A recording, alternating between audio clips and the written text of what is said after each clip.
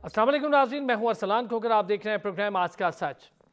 पाकिस्तान एक नागहानी आफत से गुजर रहा है, जहां पर पाकिस्तान भर में सैलाबी सूरत हाल, अमवात का सिलसिला, घर बिल्डिंग्स मुनहदम हो रही हैं, लोगों के लाइव स्टॉक्स ख़त्म होते जा रहे हैं। और वहीं पर एक बड़ा मसला पाकिस्तान में पैदा हो जाता है हमेशा से, जब कोई मुसीबत या आफत आती है, एक ज़ख़ीरा अंदोज़ी और महंगाई का सिलसिला चल निकलता है। कुछ लोग अपनी मदद आपके तहत महंगाई शुरू कर देते हैं, कहीं हुकूमती जानिब से कुछ ऐलानात होने के बाद महंगाई का एक सैलाब आ जाता है। जैसा कि हालिया पेट्रोल की कीमत एक बार फिर बढ़ा दी गई, जबकि बैन अवी मंडियों में पेट्रोल की कीमत मुसलसल गिरावट का शिकार है और अब $100 से नीचे है, जो $90 और $95 के आसपास फी बैरल पर ट्रेड कर रही है। पाकिस्तान में ₹2 फिर बढ़ गई। एक बार फिर से बिजली की कीमतें बढ़ा दी गई और वाज़ेह तौर पर यह कह दिया गया कि अब जो सर्दियाँ आ रही हैं, सर्दियों के मौसम में गैस की कीमतें भी बढ़ जाएंगी, तो ये तमाम तर चीज़ें बड़ी होशरुबा होने वाली हैं। बिजली के बिल आए, लोग बहुत परेशान हुए, उस पर सिर्फ फ्यूल एडजस्टमेंट ही नहीं बल्कि दीगर भरमार थी टैक्सेस की, और कई लोगों से तो जो घरेलू सारिफ है उनसे भी इनकम टैक्स के तौर पर पैसे ले लिए गए। तो बड़ी अजीब सी सिचुएशन है, एक तरफ महंगाई, दूसरी तरफ आवाम, तीसरी तरफ सैलाब। और ये जो इकॉनमी की सूरत हाल है, पहले कहा जा रहा था कि IMF के साथ मुआहदे की वजह से तमाम तर चीज़ें स्टक होकर रह गई हैं। अब IMF से मुआहदा हो गया, पैसे आने वाले हैं, सब चीज़ें बहाल होती दिखाई दे रही हैं, दुनिया भर से ग्रांट और एड आ रही है, पेट्रोल की कीमतें कम हो रही हैं, लेकिन महंगाई वहीं की वहीं है।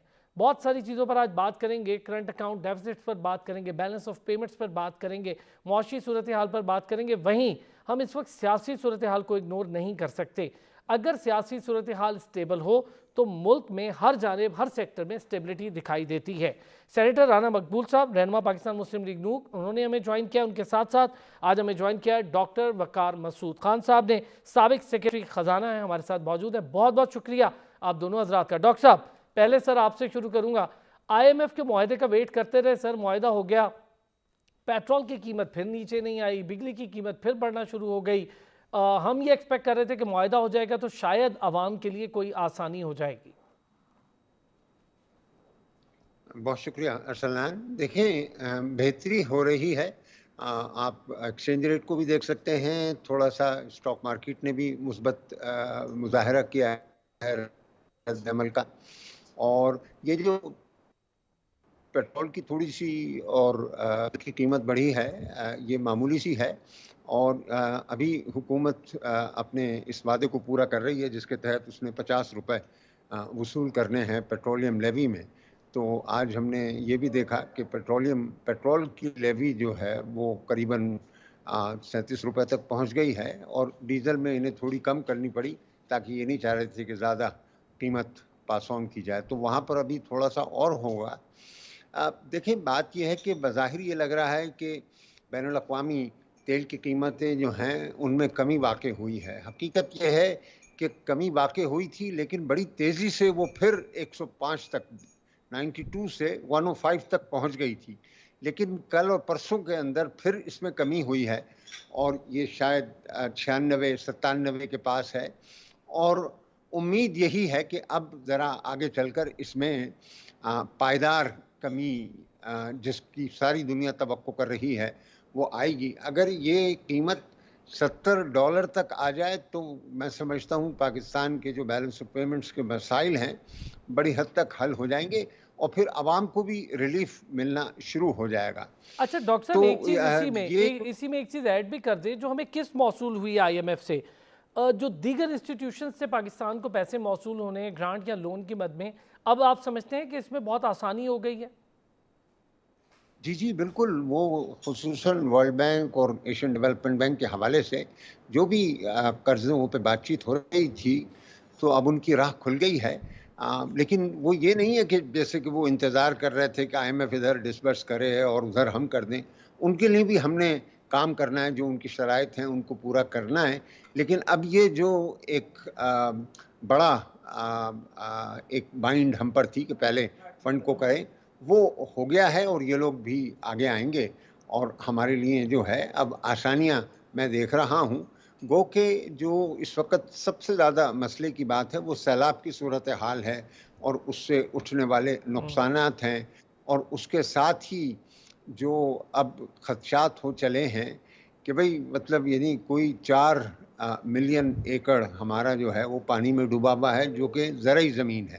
اس کے علاوہ جو کپاس کی فصل تھی وہ تقریباً، یعنی کہ آج میں نے اس کا سنا ہے اندازہ کہ 8.5 کی جگہ 5.5 ہوگی، تو 3 ملین بیلز کا نقصان ایک بہت بڑا نقصان ہے۔ اور اب اس کو اگر آپ نے ٹیکسٹائل انڈسٹری کو چلانا ہے تو اتنی آپ نے امپورٹ کرنی پڑے گی، تو ہمارے لیے ایک یہ تشویش کا باعث ہے۔ اس کے علاوہ فوڈ سیکیورٹی کے مسائل ہم کو نظر آنے والے ہیں۔ آپ دیکھیے کہ اگست کا جو انفلیشن ہے اس کا نمبر آج ریلیز ہوا ہے اور وہ 27.3% ہے۔ جی ہاں، یہ ملک تاریخ میں کبھی اتنے بڑے، یعنی کہ جون، جولائی اور اب اگست 3 مہینوں سے آپ کو انفلیشن 20+ نظر آ رہا ہے۔ یہ ہماری ملک کے اندر تاریخ میں ایسا نہیں ہوا۔ تو یہ سب اسی جو آئی ایم ایف کے پروگرام کے لیے آپ نے کام کیے انہی کا شاخسانہ ہے۔ لیکن اور پھر اب جو حالات ہونے والے ہیں، اپنے افتتاحی کلمات میں بھی آپ نے اس بات کو رکھا کہ جناب یہ جو سیلاب کی صورتحال ہے اس سے جو فصلیں تباہ ہوئی ہیں اور خصوصاً جو سبزیوں کے حوالے سے قیمتوں میں ہوش ربا اضافہ ہو رہا ہے، تو اب یہ امپورٹ کی اجازت دی ہے، تو اللہ کرے جلد سے جلد آ جائیں۔ آج میں نے سنا ہے کہ 3 بڑے ایل سی کھل گئے ہیں اور پیاز کا مسئلہ تو حل ہونے والا ہے۔ ہاں بالکل بڑے ڈاکٹر صاحب، ممالک پیاز میں جو ہے 300 روپے سے بھی اوپر جا چکا ہے، کئی جگہوں پہ تو 350 روپے فی کلو پیاز مل رہا ہے، ٹماٹر مل رہا ہے۔ 500 جی، رانا آلو صاحب بھی 500 ہمارے روپے ساتھ بکا ہے۔ موجود ہیں۔ رانا صاحب، سر جی آپ کے نوٹس میں یقینی طور پر یہ چیز ہوگی، آپ لوگ حکومت کر رہے ہیں، عوام کے لیے سر کیا ریلیف ہے اگر پیٹرول بڑھ جاتا ہے، بجلی بڑھ جاتی ہے اور بجلی کے بلز پہ جو ٹیکسز کی بھرمار ہے، جسے لاہور ہائی کورٹ نے وہ معاملہ نپٹایا، ایک بجلی کی بھرمار ہے سر ٹیکسز پہ، کس طرح سے عوام بیچارے سروائیو کریں؟ سر عوام کے لیے کچھ ہے آگے آنے والے دنوں میں؟ کوئی ریلیف ہے کوئی آپ لوگوں کے کسی اسٹریٹجی میں، کسی پلان میں؟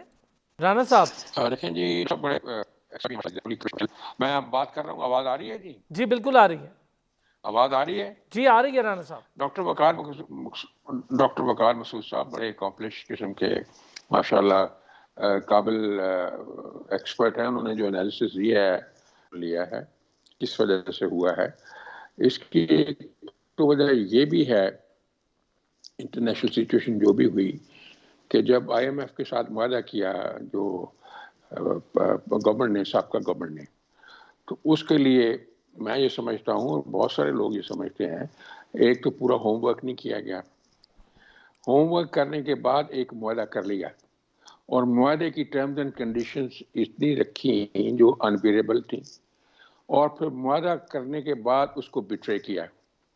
آپ انٹرنیشنل جب معاہدہ کرتے ہیں تو ساری قوم کی ذمہ داری ہوتی ہے کہ اس کو نبھائیں، تو نہیں کیا، اور سارے کا سارا جو اس کا فال آؤٹ ہے وہ موجودہ حکومت کے اوپر آن گرا کہ آپ پر منتھ اتنا بڑھائیں گے اور ٹیکس اتنا بڑھائیں گے اور فلان چیز اتنی بڑھائیں گے۔ اب ملک مشکل میں پھنس گیا کہ اگر وہ اس معاہدے کو ابائڈ بائی نہیں کرتا تو پھر تو ہم ڈیفالٹ کی طرف جاتے ہیں۔ تو بہت سارے شکاری ہمارا شکار کرنے کے لیے دنیا میں موجود ہیں۔ تو گورنمنٹ نے بڑی ہمت کے ساتھ اور بڑا رسک لے کے اور بڑے سن کے اسٹیپس کیے، جس سے یہ تو ہے کہ ڈیفالٹ سے تو ہم بچ گئے۔ اب باقی میئر جو لیے جا رہے ہیں وہ آپ دیکھیں گے، ڈاکٹر صاحب نے کہا کہ وہ جو 37 روپے تک وہ پہنچ گیا ہے، جو انہوں نے انہینس کرنا تھا 12-13 روپے کا، وہ بھی مکمل ہو جائے گا، تو پھر اس کا ریورسل شروع ہو جائے گا انشاءاللہ، اور قیمتوں میں کمی آنی شروع ہو جائے گی۔ آئی ایم ایف کے ساتھ جو کمٹمنٹ ہوئی ہے اور جو پیسے ریلیز ہوئے ہیں، یہ ایک میسج ہے ساری دنیا کے لیے کہ یہ ایک وعدہ پورا کرنے والا ملک ہے، اس لیے اس کے ساتھ کوآپریٹ کیا جائے۔ آپ کو دیکھا ہوگا کہ جب آئی ایم ایف ہمارے سے ناراض تھا تو کوئی ہمارے قریب بھی نہیں آتا تھا، اب سب طرف سے آفرز بھی آ رہی ہیں اور کچھ نہ کچھ پروگرس ہونی شروع ہو گئی ہے، اور انشاءاللہ آپ دیکھیں گے کہ جلد ہی اس میں بہتری پیدا ہو جائے گی۔ لیکن جو اس کے لیے مجھے یاد آ رہا ہے ایک شعر جو انہوں نے ہمارے ساتھ کیا، جو معاہدہ کیا کہ پکڑے جاتے ہیں فرشتوں کے لکھے پہ ناحق، آدمی کوئی ہمارا جب تحریر بھی تھا، جب یہ تحریر کی تھی تو ہمیں پوچھا تھا، ہمیں بٹھایا تھا، تحریر کی اور اسی تحریر سے بیک آؤٹ کر گئے، تو اس کے نقصانات جو ہیں برداشت کیے ہیں ساری قوم نے، اور انشاءاللہ یہ وقت جو ہے مشکل بہت کم وقت کے لیے رہ گیا ہے، یہ صورتحال بہتر ہوتی جائے گی. جیسے انہوں نے فرمایا ہے ڈاکٹر وقار مسعود صاحب نے کہ سبزی تو ہر روز استعمال ہوتی ہے، پیاز ہر روز استعمال ہوتا ہے، تو یہ کہ اب انہوں نے اجازت دے دی ہے کہ امپورٹ کر لیں. جب امپورٹ ہوگا تو اس کی قیمتیں کم ہو جائیں گی. جب کم ہوتی ہیں کسی بھی کموڈٹی کی قیمتیں تو اس کا اثرات ساری مارکیٹ کے اوپر ہوتے ہیں. اچھا ایک چیز اس اور لیے ہے رانا میں صاحب، سمجھتا ایک ہوں چیز بڑی light at the end of the tunnel. اچھا انڈیا سے بھی امپورٹ کی بات کی گئی تھی، میں ذرا ڈاکٹر صاحب کو بھی اس پہ ان کر لیتا ہوں. ڈاکٹر صاحب انڈیا سے بھی امپورٹ کی بات کی گئی تھی کیونکہ ظاہر ہے حالات اس طرح سے ہو رہے تھے، تو اکثر ایکسپرٹس کو میں نے اس چیز کو فیور کرتے سنا. آپ اس کی فیور کرتے ہیں؟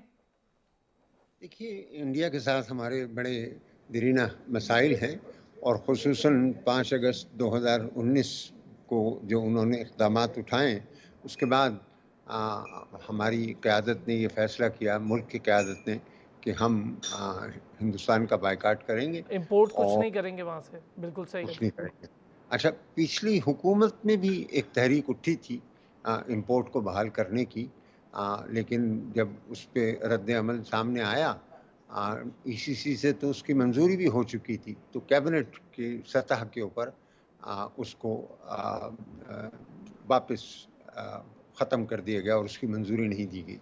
تو دیکھیں یہ میرے محترم رانا صاحب نے، سینیٹر رانا مقبول صاحب نے ابھی یہ کہا کہ there is light at the end of the tunnel. بالکل درست فرمایا انہوں نے، کیونکہ دیکھیں جو بھی یہ کام ہو رہے ہیں سب کے سب صحیح سمت میں ہیں اور ہمارا سفر صحیح سمت میں جا رہا ہے. اب یہ سیلاب تو ایک قدرتی آفت ہے، اس کے بھی مسائل کا ہمیں سامنا کرنا پڑے گا. سر اور فی قدرتی الحال آفت سے زیادہ مس مینجمنٹ ہے، پچھلے 70-75 سالوں کی مس مینجمنٹ ہے. ڈیمز بنا لیے جاتے، ریزروائرز بنا لیے جاتے، پولیٹیکل کریکٹ فیصلے کر لیے جاتے، تو ہم آج اسے آفت نہ کہہ رہے ہوتے. ہاں ارسلان، یہ ایک پھر طویل بحث ہے، ہم اس میں الجھ جائیں گے، لیکن فی الحال تو ہم یہی کہیں گے کہ جناب ایسی آفت ہم نے ماضی میں کبھی نہیں دیکھی ہے، اس کا ہمیں سامنا ہے اور اس سے نبردآزما ہونا ہے. اور میں سمجھتا ہوں کہ اس سلسلے میں بھی جو رابطہ ہوا ہے بیرونی دنیا سے آپ کے سامنے ہے، وہ سب کے سب اس کو تسلیم کر رہے ہیں کہ یہ بہت بڑی آفت ہے اور ہر طرح کی مدد کرنے کے لیے تیار ہیں. اور میں آپ کو یہ بھی بتاتا چلوں کہ ہم نے جب 2010 میں سپر فلڈز آئے تھے تو ہمارے پاس بہت اچھی ٹیکنالوجی ہے اس وقت لوگوں تک پہنچنے کی، لوگوں کی مدد کرنے کی. اور وہ 12 سال پہلے کی، 10 سال پہلے کی، 12 سال پہلے کی بات بتا رہا ہوں میں آپ کو. آج ٹیکنالوجی نے اور بہتری آ گئی ہے اور ہم ہر کسی تک پہنچ سکتے ہیں. جیسا چیف آف آرمی اسٹاف نے بھی کہا، پرائم منسٹر نے بھی کہا کہ ہم ان سب کو، چونکہ گاؤں کے گاؤں صفحہ ہستی سے مٹ گئے، تو ان سب کو بنائیں گے، ان کو پائیدار ان کی ہاؤسنگ ان کو مہیا کریں گے. یہ حکومت ریاست اپنے ذمے لے رہی ہے اس بات کو، اور ہمیں اس پہ اعتبار بھی کرنا چاہیے. اور مجھے کوئی اس میں شبہ نہیں ہے کہ اس کا بہت ہی اہتمام کے ساتھ یہ کام پورے ہوں گے. اور دیکھیں مطلب یعنی یہ ایک ایسا موقع ہے جس میں ایک دفعہ پھر سارے پاکستانیوں کے دل اپنے ان بھائیوں کے ساتھ تھے جنہوں نے اس سختی کو، اس آفت کو جھیلا ہے، اور وہ دل کھول کر ان کی مدد کر رہے ہیں. ابھی بھی لوگوں تک پہنچنا باقی ہے، لیکن ہر طرف میں دیکھ رہا ہوں کہ جس طرح زلزلے کے دنوں میں سارے پاکستانی نکل آئے تھے اپنے بھائیوں کی مدد کے بالکل لیے. ٹھیک بات ہے ڈاکٹر صاحب، یہ بات آپ کی بالکل جائز ہے، لیکن ہم نے یہ دیکھ اکانومی اور اس وقت پاکستان کی صورتحال پر مزید بات بھی کرتے ہیں ایک بریک کے بعد.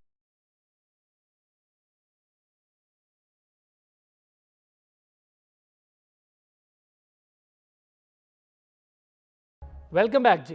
میں رانا صاحب سے بھی اس پہ پوچھتا ہوں. رانا صاحب شروع میں تو بہت تیزی سے کام ہوتا ہے، اچھا پھر ان کی بحالی کی بات بھی ہوتی ہے، لیکن آہستہ آہستہ چیزیں معدوم پڑتی جاتی ہیں، ختم ہوتی جاتی ہیں، بیک برنر پہ چلی جاتی ہیں. اس بار ایسا تو نہیں ہوگا نا؟ لوگوں کو باقاعدہ طور پر بحال کیا جائے گا نا ان کے گھروں میں؟ اسلان صاحب ایسے نہیں ہوگا. آپ نے دیکھا ہے کہ پرائم منسٹر نے 10 بلین جاکستان میں 10 بلین کے پی کے میں، اور اسی طرح مطلب سابقہ پرائم منسٹر کی اپنی بیٹی ہر روز وہاں جاتی ہیں جنوبی پنجاب میں.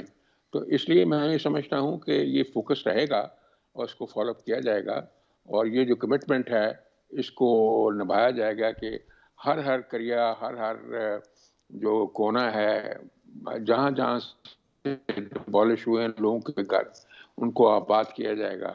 اب فنڈنگ جو ہے باہر سے بھی آ رہی ہے، ڈونیشنز بھی ہو رہے ہیں، لوکل لیول پہ بھی کر رہے ہیں. انشاءاللہ اس کو مشن کے طور پر اچھا کیا رانا جائے گا. صاحب، میں ایک نہیں چیز آپ سمجھتا سے کہ اس جاننا میں کوئی چاہوں گا، کمی آئے گی. پولیٹیکلی بڑا مسئلہ ہے ہمارے ہاں. اب ایک عجیب سی سچویشن ہے، وفاقی حکومت کے ساتھ خیبر پختونخوا کی کوارڈینیشن نہیں دکھائی دیتی. پنجاب آپ کو پتہ ہے کہ ایک بڑے مسئلے سے نکلا، ایک بڑے جو ہم کہیں کہ ایسا ایشو بن گیا تھا، ایک دن ایک وزیر اعلیٰ تو دوسرے دن دوسرا وزیر اعلیٰ، اس سے باہر نکلا. سندھ ایک الگ گورنمنٹ ہے، بلوچستان ایک الگ معاملہ ہے. کس طرح سے کوارڈینیشن کی جا رہی ہے وفاق کی طرف سے، اور کیا اس میں کوئی واقعی میں کوئی مشکلات بھی درپیش آ رہی ہیں کیا؟ دیکھو جی، وفاق کا تو آپ خود دیکھ رہے ہیں. میں نے آپ سے عرض کیا کہ ابھی 3 دن پہلے جو 10 بلین روپیز جو دیے ہیں پرائم منسٹر نے کے پی کیو کو، بلوچستان کو دیے ہیں. اور یہ جنوبی پنجاب اگرچہ دوسری حکومت ہے، لیکن کس طرح اس کے اوپر فوکس کیا گیا ہے کہ مریم نواز خود وہاں ہر روز موجود ہوتی ہیں، ان کے منسٹر وہاں بیٹھے ہوئے ہیں. تو کوارڈینیشن میں اگر کوئی تھوڑا سا تعامل ہے تو وہ خیر پروونشل گورنمنٹس کی طرف سے ہے. جب پرائم منسٹر نے بلایا تھا سبھی کو اس کے اوپر ایک مزید پلان بنانے کے لیے اور پلان کو انویگوریٹ کرنے کے لیے، تو 2 چیف منسٹر وہاں نہیں گئے. یہ ایسا نہیں ہونا چاہیے تھا. یہ عوام الناس کی فلاح کا اور ان کی ایک طرح سے زندگیوں کا مسئلہ ہے. اس میں یہ ذاتی انا یا پولیٹیکل انٹرسٹ یا اس طرح کی باتیں نہیں ہونی چاہیے.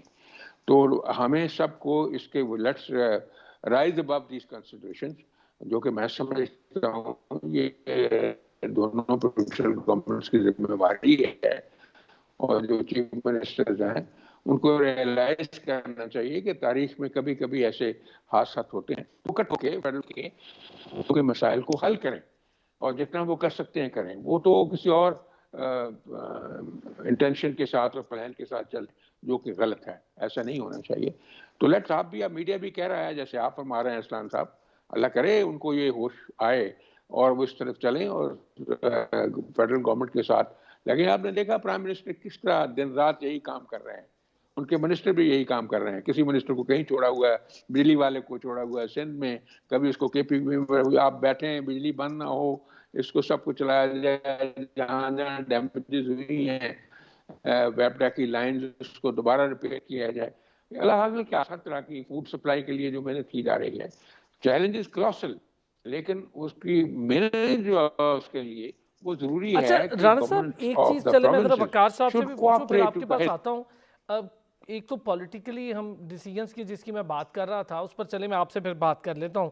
ڈاکٹر صاحب، بڑا issue direct taxation indirect taxation کا بڑا گیپ ہے پاکستان میں. آپ سمجھتے ہیں یہ گیپ کسی نہ کسی طور پہ پورا ہو سکتا ہے؟ آپ ایف بی آر کے سسٹمز کو بڑا خوب جانتے ہیں. ابھی اگست میں ہی 6 ارب سے زائد ٹیکس اکٹھا کیا گیا ہے ایف بی آر کی جانب سے. دیکھیں، یہ بڑا پرکشش نعرہ ہے، tax, direct tax versus indirect taxes. یہ جو 2 ٹیکس ہیں، انکم ٹیکس اور سیلز ٹیکس، یہ در حقیقت ڈائریکٹ ٹیکسز ہی ہیں. اچھا، اب بات یہ ہے کہ تھوڑے سے گیپس ہیں. یہ جو جی ایس ٹی ہے، یہ مکمل طور پہ نہیں لگا ہوا، اور یہ 2 حصوں میں تقسیم ہو گیا ہے، صوبوں میں اور وفاق کے اندر. سروسز صوبوں میں چلی گئی ہیں اور گڈز جو ہیں وفاق میں رہ گئے. تو اس وجہ سے ہم اس کو نہیں کہہ سکتے کہ یہ فل کنورجنس ہے ڈائریکٹ ٹیکس کی طرف. تو یہ پوری کوشش ہے. اب سوال یہ ہے کہ دیکھیں، آئین کے اندر ترمیم کرنی پڑے گی تاکہ جو ایگریکلچر ٹیکس ہے اس کو بھی انکم کے اندر لے کر آیا جائے. اس کے علاوہ کچھ جو ہمارے ریٹیل سیکٹر ہے اس کا ٹیکسیشن جو ہے وہ بالکل نہ ہونے کے برابر ہے. ابھی بھی بھونڈے انداز میں کیا گیا اور اس سے پھر واپس لینا پڑا. میں سمجھتا ہوں کہ اس کے اندر مشاورت کے ساتھ جو ریٹیل والے لوگ ہیں وہ ٹیکس دینا چاہتے ہیں، لیکن وہ چاہتے ہیں کہ اس میں ایک ایسی آسان اسکیم ہو جس سے جس کی کمپلائنس کرنا ان کے لیے کوئی مشکل کا باعث نہ ہو. ان سے یہ توقع کرنا کہ ان کے پاس ٹیکس ایکسپرٹس ہوں گے یا چارٹرڈ اکاؤنٹنٹس ہوں گے، یہ تو بالکل بیجا ہوگی.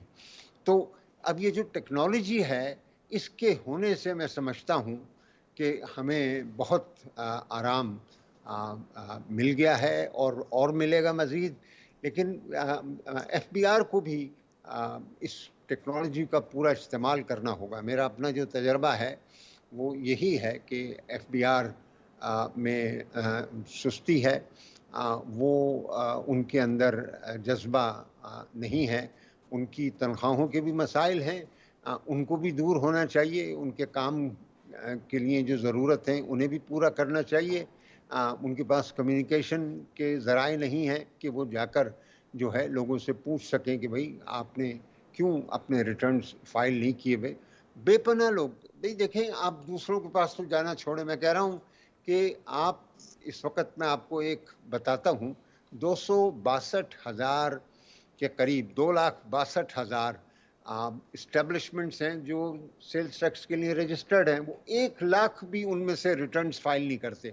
اب یہ 162,000 ہیں، آپ ان سے کہیں گے بھائی ریٹرن کیوں نہیں فائل کر رہے ہیں؟ کیا آپ نے کاروبار بند کر دیا ہے؟ لیکن اگر آپ پوچھیں گے نہیں، لوگوں سے سوال نہیں کریں گے، تو وہ تو مطلب کہیں گے کہ اچھا یار یہ تو ایسی بات ہے، بغیر اس کے بھی جو ہے کام چل جائے گا. تو میں یہ کہہ رہا ہوں جو لوگ آپ کے نیٹ میں آ گئے ہیں ان سے تو آپ وصولی کر لیں نا. اور سر وہاں بھی ایک مسئلہ ہے نا، جو لوگ آپ کے ٹیکس نیٹ میں آ گئے وہ یہ کہتے ہیں کہ سارا ٹیکس ہم کیوں دے رہے ہیں اور ہمیں اس کا کیا ریوارڈ مل رہا ہے. یہاں ٹیکسیشن ریفارمز کی بڑا ایف بی آر کے سسٹمز میں ایف بی آر کے ریفارمز کا بڑا معاملہ ہے. جو ٹیکس میں ہوتے ہوئے ٹیکس نہیں دے رہے، ٹھیک ہے نا. اور واقعی آپ صحیح کہہ رہے ہیں کہ ابھی اس سال تو ہم نے ٹیکسوں پہ ٹیکس لگایا ہے اور جو ٹیکس دینے والے تھے وہی زیادہ ٹیکس دے رہے ہیں. میں آپ سے ارسلان اجازت چاہتا ہوں. بہت شکریہ. چلیں سر، ٹھیک ہے، آپ نے یہ کافی ساری چیزیں ہمیں آج کلیئر کی ہیں. یہ ایک اچھی چیز ہے کہ ہم نے بہت زیادہ ٹیکسیشن اور ان ساری چیزوں پر بات کی ہے. رانا صاحب، سر پولیٹیکل فیصلے اس وقت سب سے زیادہ اثر انداز ہو رہے ہیں عوام کے اوپر، چاہے وہ آپ لوگ کرتے ہوں چاہے وہ دوسری پارٹیز کرتی ہوں. ایک طرف حکومت، ایک طرف اپوزیشن. سر اس وقت کیا ان چیزوں کو بالائے طاق رکھ کر کیا کوئی ایک پیج پر نہیں آیا جا سکتا؟ آل پارٹیز کانفرنس ٹائپ چیز نہیں ہو سکتی جس میں اپوزیشن، حکومت سب مل بیٹھیں ہیں اور سارے مل بیٹھ کر کوئی ایک فیصلہ کر لیں کہ اس وقت جو ملک کی صورتحال ہے اس کو اس بحرانی کیفیت سے نکالیں؟ کیونکہ سب سے بڑا مسئلہ ہمارے ہاں اکانومی کا سب سے بڑا ایشو ہے. نہیں، یہ آپ کی بات درست ہے. بڑا مستحسن آپ کا یہ مشورہ ہے، اور بڑی دیر سے آپ کو پتہ ہے کہ مسلم لیگ نون اور باقی لوگ کوشش کر رہے ہیں. موجودہ پرائم منسٹر نے تو روز اول ہی کہا تھا کہ آئیں ہم بیٹھ جائیں اور ایک چارٹر آف اکانومی طے کریں، ہم ان مسائل کو حل کریں. لیکن دوسری طرف سے وہ کوآپریشن نہیں ہوا. ان کی کوئی آئیڈیالوجی ڈیفرنٹ ہے. وہ بچوں کی طرح ضد کرتے ہیں، دشنام ترازی کرتے ہیں، گالیاں دیتے ہیں اور طرح طرح کے القابات سے پکارتے ہیں. وہ کہتے ہیں ہم نے ہاتھ ہی نہیں ملانا. انہیں یہ شعور ضرور ہونا چاہیے کہ جنگوں کے فیصلے بھی پارلے ٹیبل پہ ہوتے ہیں. تو یہ تو معیشت کا معاملہ ہے، اس لیے اس پہ بیٹھنا بڑا ضروری ہے. اگر ان کو کوئی حجاب ہے تو اپنے بندے نومینیٹ کریں جو سینئر لوگ ہیں. دوسری طرف سے بھی بہت دفعہ گورنمنٹ نے بھی کوشش کی ہے. ضرور بیٹھیں اور یہی اس کا حل ہے، دوسرا حل کوئی نہیں ہے. اس وقت پاکستان کی صورتحال پر مزید بات بھی کرتے ہیں ایک بریک کے بعد.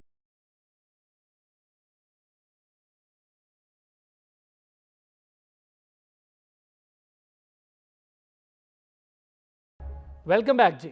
ہوا ہے اس کے بعد سے جو حکومتی بینچز ہیں انہوں نے سوچا ہے اس کے ریزلٹس کے بعد کہ جو مشکل فیصلوں کا ذکر کیا جا رہا ہے وہ عوام میں مقبول نہیں ہو رہا ہے. ہاں، میں اس میں تھوڑا آپ سے عرض کر دوں.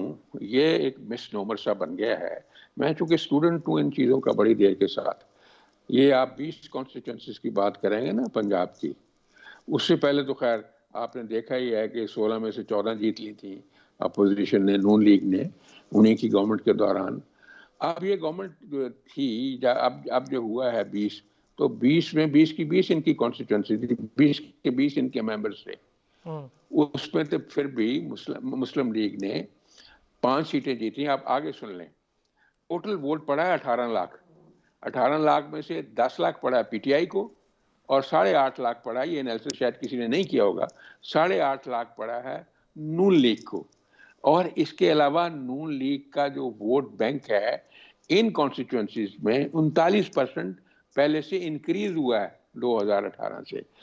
میں سمجھتا ہوں کہ اگر یہ سٹیمپیڈ ہے تو پھر مسلم لیگیوں کو 5 سیٹیں کو ملی ہیں, پھر تو ان کی ضمانتیں ضبط ہو جانی چاہیے تھی. ان کے 20 کے 20 کینڈیڈیٹس. میری آپ بات سنیں, لیکن اس کے باوجود میں آپ کو دیکھیں, ذوالفقار علی بھٹو کا الیکشن ہوا تھا نا, 70 کا الیکشن ہوا تھا نا ذوالفقار علی بھٹو کا, کتنے برج جو ہے ان کی ضمانتیں ضبط ہو گئی تھی. وہ تو یہ تو ان کی ایک مسلم لیگ کا ضرور یہ ہوا ہے کہ یہ کمبینیشن اور پرمیوٹیشن بنانے میں اس طرح کامیاب نہیں ہوئی. میں صرف 1 منٹ میں آپ کو ایک مثال دوں گا, باقی 5-6 مثالیں اور ہیں. خوشاب میں آصف بھا رہا ہے, اچھا انہوں نے ٹکٹ دے دیا پی ٹی آئی کے بندے کو, لوگ ناراض ہوئے کہ یہ آپ نے کیوں کیا ہے. اب آگے سنیے, آصف بھا انڈیپینڈنٹ کھڑا ہوا, لوگوں نے مجبور کیا, اس نے 41,000 ووٹ لیے, مسلم لیگ کے کینڈیڈیٹ نے 38,000 ووٹ لیے, اور پی ٹی آئی کے نے 47,000 ووٹ لیے. ان کے 79,000 ووٹ تھے مسلم لیگ کے, اور پی ٹی آئی کے تھے 47,000 ووٹ. یہ انالیسس کرنے کی ضرورت ہے. اس لیے کوئی ایسی بات نہیں ہے جو آپ کہتے ہیں, یہ آپ کراؤڈ اور چیز ہوتی ہے اور جب ووٹ ہوتا ہے وہ اور چیز ہوتا ہے. اور مسلم لیگ کی تو ایک کلچر ہے کہ ان کی لیڈیز وغیرہ بہت کام باہر آتی ہیں, الیکشن والے دن آتی ہیں, اس لیے 39% ووٹ ان کے بڑھ گئے ان 20 کانسٹیچوئنسیز میں. یہ تجزیہ کرنے کی ضرورت ہے. یہ تو ہو گئی گزرے ہوئے الیکشن کی بات. کیا آپ سمجھتے ہیں کہ اس گورنمنٹ کو لینے کے بعد جو سارا مشکل فیصلوں کا بھار ہے وہ کوئی ایک جماعت ہی اٹھا رہی ہے اس پی ڈی ایم کی جماعت میں, اور وہ شاید مسلم لیگ نون ہے, اس کو زیادہ ایفیکٹ ہو رہا ہے چونکہ وزیر اعظم مسلم لیگ نون سے ہے.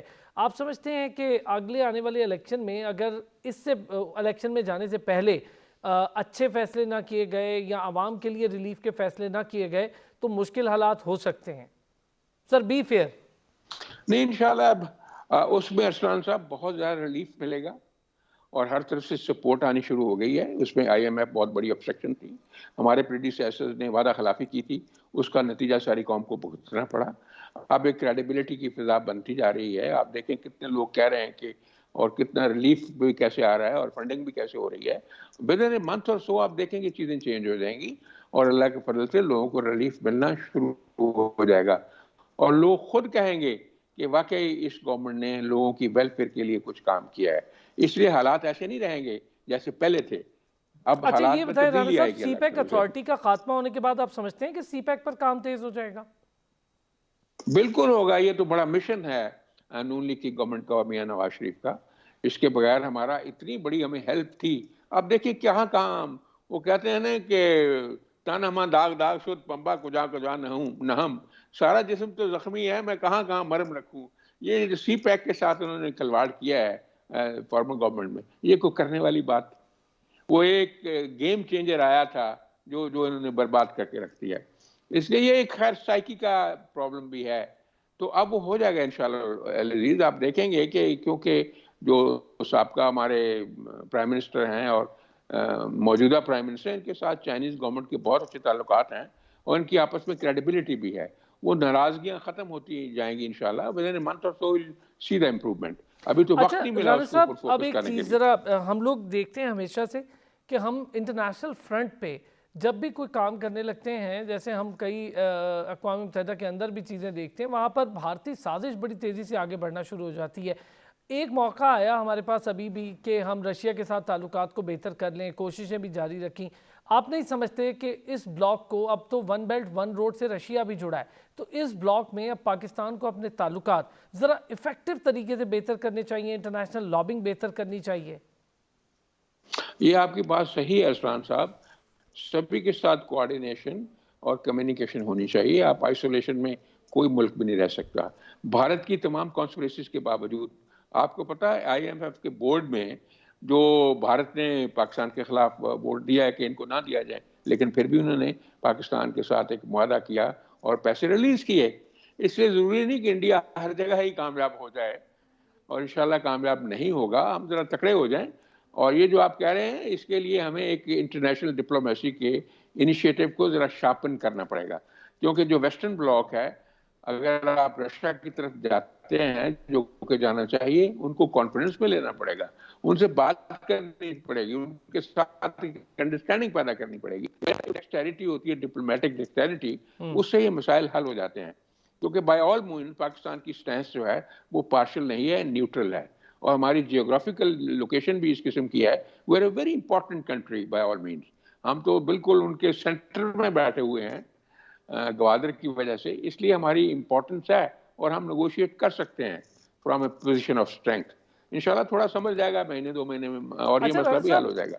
بالکل ٹھیک ہے, چلیں اس چیز کو ہم نے ایک کلیریفائی کر لیا. سر یہ بتائیں, جو ریفارمز آپ سمجھتے ہیں کہ الیکشن سے پہلے کچھ اور ریفارمز ضروری ہیں, کچھ ادارہ جاتی ریفارمز جن کی میں الیکشن کمیشن کی بات کر لوں, الیکشن ریفارمز کی, ایف بی آر کے ریفارمز کی بات کر لوں, ان سسٹمز کو تھوڑا دوبارہ سے درستگی کرنے کی ضرورت ہے ان سسٹمز میں؟ نہیں, بالکل سارا سسٹم ریپیئر چاہتا ہے, امپروو چاہتا ہے, کوئی بیٹر پیکیجز ہونے چاہیے. جیسے ابھی ڈاکٹر وقار مسعود صاحب کہہ رہے تھے کہ جتنے لوگ پہلے فائلر تھے وہ فائلر تو ضرور ہیں, لیکن وہ اپنی اسٹیٹمنٹ فائل نہیں کرتے اور پتہ نہیں چلتا انہوں نے کتنا ٹیکس دینا ہے, وہ ٹیکس دیتے ہی نہیں ہیں, ان کو پوچھتے ہیں. ہمارا پرابلم جو ہے نا, ایک ویژن کے ساتھ ساتھ انفورسمنٹ کا بھی ہے. اب جیسے آپ نے کہا, ایسے میں بھی سمجھتا ہوں کہ بورڈ آف ریونیو جو ہے, فیڈرل بورڈ آف ریونیو جو ہے, اس کے پاس کیا انفراسٹرکچر نہیں ہے, کیا وہ اپنی مین پاور سے کام نہیں لے سکتے ہیں, کیا ان کا کوئی سسٹم آف فیڈ بیک ہے, سائبر نیٹکس نہیں ہے. ان کی اپنے ریکارڈ میں لوگ جتنے ہیں انہوں نے بتایا آپ کو فگر. اچھا ایک اور چیز رانا صاحب, چلیں یہ میں آپ سے اگری کر رہا ہوں, یہ بات ٹھیک ہے آپ کی, اس کا پیچھا کرنے والے ہیں. جی سر, یہ پولیس ریفارمز, پولیس کے بیہیویئر پہ بہت سوالات ہیں. میں خاص طور پہ پنجاب پولیس کی بات کر رہا ہوں. بیہیویئر پہ بہت سوالات ہیں, لوگ بڑے پریشان ہوتے ہیں. آپ سینٹ میں بیٹھے ہیں, آپ کی پارٹی لیڈنگ پارٹی ہے, آپ نہیں سمجھتے کہ آپ لوگوں کو اپنی جو تمام اجلاس ہیں ان میں اس پر بھی غور کرنا چاہیے؟ ٹائم کم ہے اس گورنمنٹ کے پاس, لیکن کام کرنے کو بہت زیادہ ہیں, اور ایسے کام ہیں جو شاید ہو بھی سکتے ہیں. پنجاب اور دیگر جو پولیس ریفارم ضروری ہیں سر, ان کے بیہیویئر میں تبدیلی کے لیے ٹریننگ ضروری ہیں, عوام کے ساتھ بات کرنے کے طور طریقے اور بڑے بیہیویئر جو چینجنگ ہے وہ کرنا ضروری ہے, آپ سمجھتے ہیں؟ دیکھو جی, behavioural changes of the police formation, that's a fundamental need. اس سے زیادہ امپورٹنٹ کوئی چیز نہیں ہے کہ کوئی اگر دکھی آئے تو ان کے ساتھ بدسلوکی کی جائے. اس سے بڑا جرم کوئی نہیں. ایسے افسر کو یا ایسے جوان کو برداشت نہیں کیا جا سکتا. یہ شاید گورنمنٹ کی کرنے کا اتنا زیادہ مسئلہ نہ ہو, یہ زیادہ پولیس کی اپنی کمانڈ اور اپنی فارمیشن کا ہے. انسپیکٹر جنرل جب پیچھے لگ جائے صحیح معنوں میں تو لوگوں میں تبدیلی آنی شروع ہو جائے گی, کیونکہ جہاں پار ہو وہاں تبدیلی لانی آسان ہوتی ہے. ہم نے یہ کر کے دیکھا ہے. اس لیے میں سمجھتا ہوں کہ یہ جو انسپیکٹر جنرلز ہے ان کے اوپر ایک طرح سے ایک انڈاکٹرینیشن کی ایک فضا پیدا کرنے کی ضرورت ہے. نو ڈاؤٹ پرابلمز ہیں پولیس کے, اس میں کوئی شک نہیں ہے. یعنی شفٹ سسٹم نہیں ہے, سیکیورٹی آف ٹینیور نہیں ہے, پوری ریمونریشن نہیں ہے, ان کو پوری ویلفیئر کے ان کے پورے نہیں ہے, ان کے بچوں کے لیے کوئی سبزی لانے والا نہیں ہے, ان کو ٹریٹمنٹ ٹھیک نہیں ملتا, اور ان کے پاس ہاسپٹل نہیں ہے. سرکاری ہاسپٹل میں جب جاتے ہیں ان کے ساتھ وہی سلوک ہوتا ہے جو ان کے بالکل پریڈیکمنٹس ہیں. اس کے باوجود کوئی جسٹیفیکیشن نہیں ہے کہ اگر وہ انڈر پریشر بھی ہیں کسی کے ساتھ وہ مس بہیو کریں.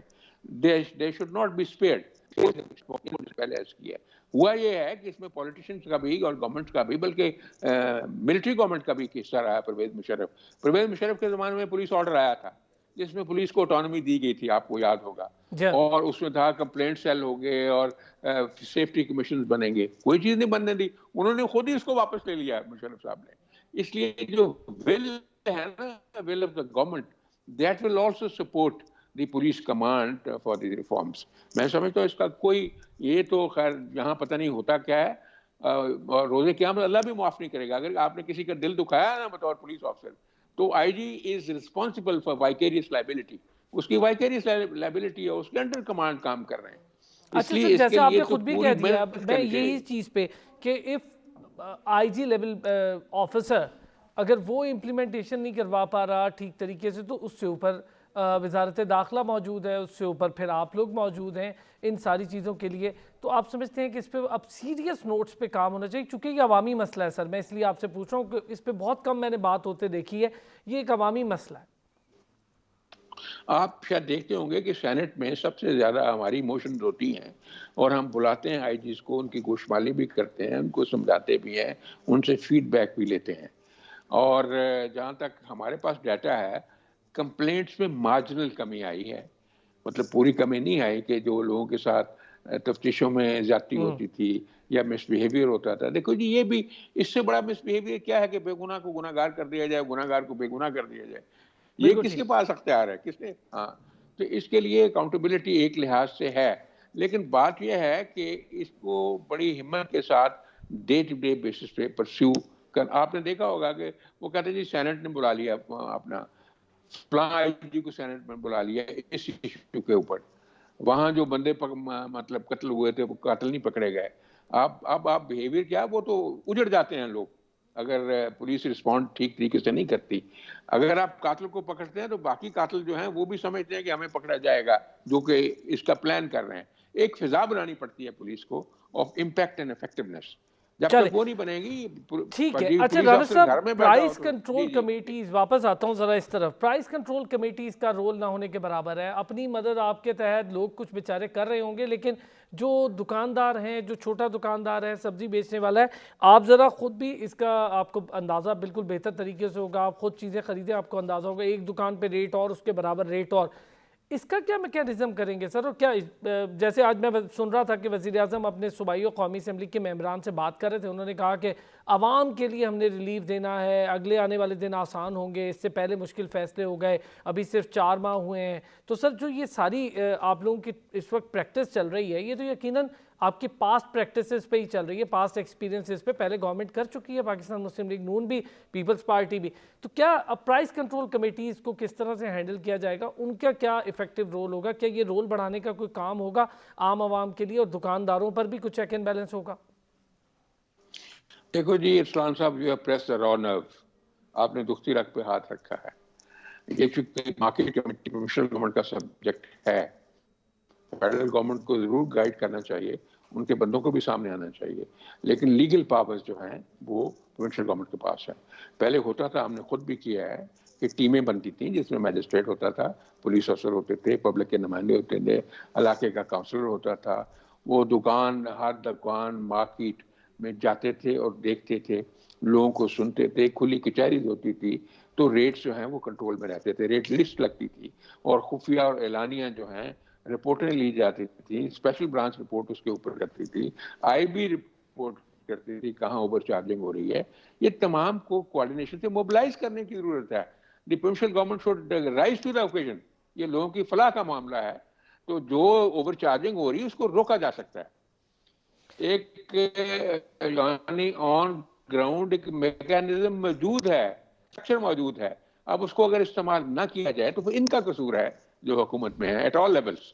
تو میں تو یہ کہوں گا کہ اس کے لیے کریں, ہم خود بھی اپنے لیول پہ, اگر ہمارا سبجیکٹ نہیں ہے تو ہمارا اپنا پلان بھی ہے کہ جلدی سے ہم ان کو چیف سیکرٹریز کو وہاں طلب کریں سینٹ میں, اور بالکل ٹھیک بات ہے سر. چلے یہ تو ہو گیا پوچھیں وہ کہ والا آپ نے معاملہ. سر مارکیٹ ابھی کمیٹی کے سیلاب وزیر آیا, ہیں, آپ نے کیا کیا؟ ایک چھوٹی سی چیز سر, سیلاب آیا, ایک ہم نے دیکھا کہ بہت لمبے عرصے سے ڈیمز ایک پولیٹیکل ایشو بنتے جا رہے ہیں. جیسے کالاباغ ڈیم ہے, لمبے عرصے سے ایک پولیٹیکل ایشو ہے, اب تو وہ ظاہر ہے کہ بالکل ہی بیک برنر پہ چلا گیا وہ معاملہ. لیکن کیا چھوٹے ڈیمز کی طرف سوچنا نہیں چاہیے تھا؟ اس سے پہلے بھی حکومتیں رہیں, آپ ہی تمام لوگ حکومتوں میں رہے, تو کیوں اس طرف اتنی سستی سے سوچا جاتا ہے, یا اس پہ امپلیمنٹیشن کیوں اتنا کم کیا جاتا ہے؟